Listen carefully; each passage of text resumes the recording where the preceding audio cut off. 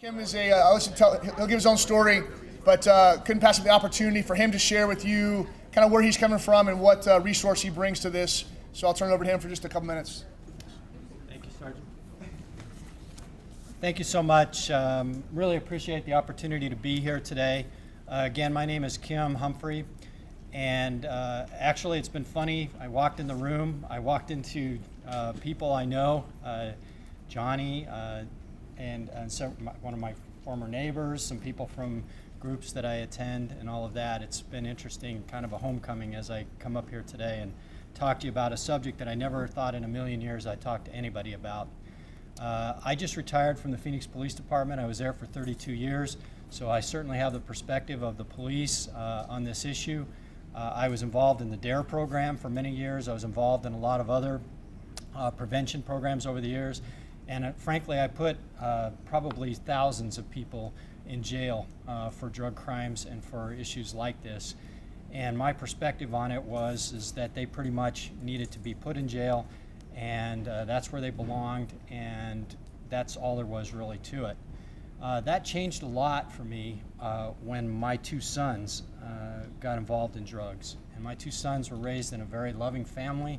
My wife and I have been married for 32 years. We thought, we had it all figured out, and then we learned shortly after one of them got involved with some friends of his and got involved in drugs that it could affect anybody, and it affected us in a very deep way. And it's been an 11-year journey with our 28-year-old. It's been extraordinarily difficult. Pretty much anything that could happen has happened, up to and including serious health issues to legal issues to all kinds of other things. Our younger son, who we thought for sure would never follow in the path of his brother because he saw all of this, went straight from high school into college. He was doing fantastic. He was a mechanical engineering student. 2 years into it, doing extremely well, comes home one day and is failing all of his classes. And the next thing you know, we find out he is now involved in this as well. To say that my wife and I were devastated and at a complete loss of what to do is an understatement. We literally were losing our minds, and we did not know how to help them. And everything we did do to help them didn't help them. And as a matter of fact, everything we tried was unsuccessful. And so in a moment of complete desperation about 3.5 years ago, my wife literally was searching on the internet, what do we do, when somebody's addicted to heroin and addicted to drugs. And she came across this little thing on the internet called Parents of Addicted Loved Ones. It's called PALS. And we looked up the information. They had a little seminar. We went to it. The next thing you know, we went to a PAL meeting. It was at Calvary Recovery Center. Most of you are familiar with Calvary. I think it's the longest standing recovery center in the state of Arizona. And we went to that meeting, and we ended up actually finding some hope because we found out we weren't alone. We found out there were other parents out there and family members that were dealing with this. And so we started to get engaged with the PAL groups. We spent about 6 or 9 months going to that meeting. Eventually, the founder of PAL asked us if we would be interested in facilitating a meeting. So my wife and I went through some training. We ended up facilitating a meeting.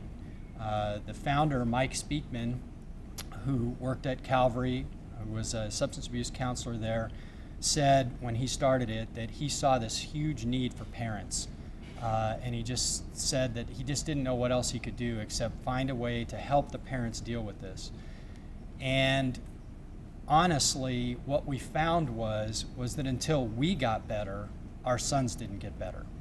When we were a mess and we were having a problem, our sons continued in their problem. And when we didn't know how to respond to them, and we were doing things that were essentially enabling and keeping it going, out of love, we were doing it.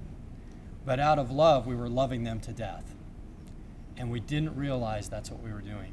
And it was PAL that taught us what it was we were doing, helped us understand where we were frankly going wrong, and helped us get on the right track.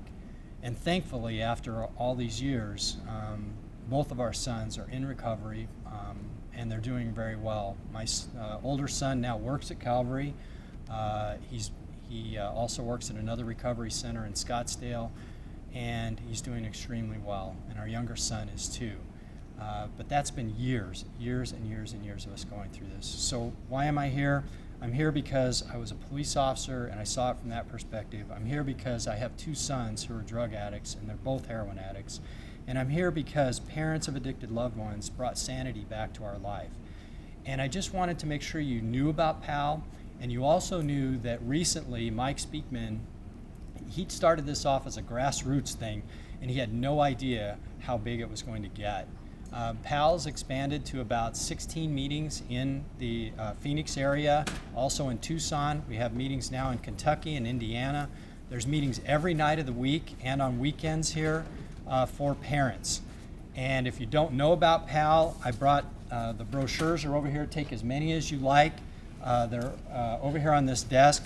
There's also a green brochure. These are sponsored by PAL. This is a Healthy Boundaries workshop that's coming up this week, and we sponsor a number of different workshops that come up regularly throughout the year.